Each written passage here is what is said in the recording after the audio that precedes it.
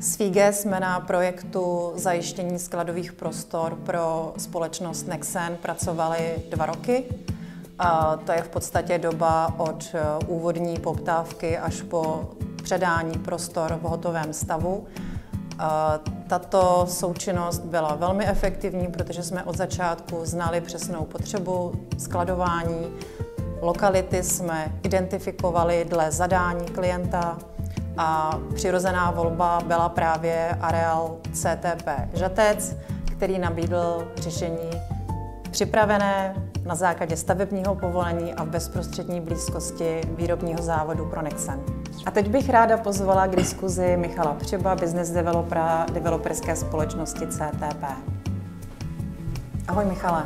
Ahoj Markéto. Jak se máš? Výborně.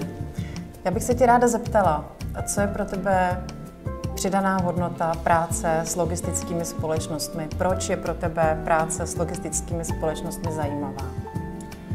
Tak pro nás jako pro CTP je spolupráce s logistickými společnostmi velmi zajímavá, protože tam vidím potenciál společného růstu.